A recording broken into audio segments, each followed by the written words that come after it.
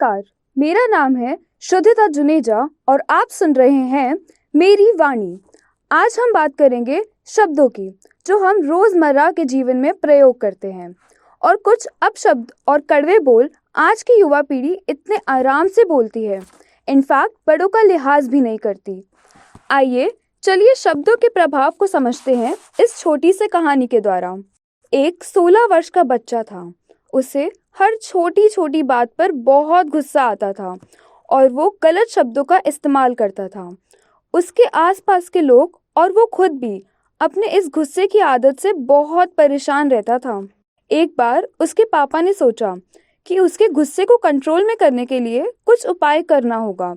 तो उन्होंने बच्चे को बुलाया और उसके हाथ में एक हैमर, हाँ एक हथौड़ा और कुछ कीलें दी और कहा कि तुम्हें जब जब गुस्सा आए एक कील लेकर इस सामने वाली दीवार में ठोक देना।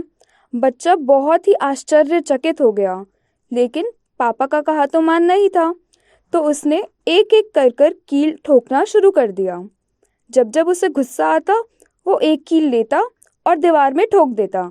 देखते ही देखते पूरी दीवार कीलों से भर गई थी और बच्चे का गुस्सा भी कम होने लगा था। ये बदलाव देखकर उसके पापा बहुत खुश हुए, लेकिन वो उसे एक लेसन भी देना चाहते थे। तो उन्होंने उसको कहा कि जो कीलें दीवारों में तुमने ठोकी है अब एक एक करके उन्हें निकालना शुरू कर दो। बच्चा काफ़ी कंफ्यूज था और उसने फिर अपने पापा का कहा माना और एक एक कर कीलें निकालना शुरू कर दिया।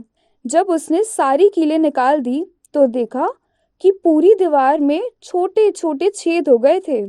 तब उसके पापा ने कहा कि ये छेद देख रहे हो, पूरी दीवार खराब हो गई है, लेकिन तुमने तो कीलें निकाल दी थी। अब एक काम करो, इसको सॉरी बोलो।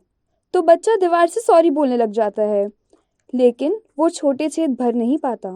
तो उसके पापा उसे समझाते हैं कि जैसे कीलें निकालने के बावजूद भी निशान रह जाते हैं, ठीक उसी तरह तुम जो कड़वे शब्द बोलते हो उनका घाव लोगों पर रह जाता है, उनके दिलों में रह जाता है। चाहे तुम कितनी सॉरी बोलो, हमारे बोले हुए शब्द भी हमारे कर्म होते हैं। शब्द के हाथ ना पाओ, एक शब्द औषध करे और एक शब्द करे घाव। आज के लिए बस इतना ही। सुनते रहिए मेरी वाणी।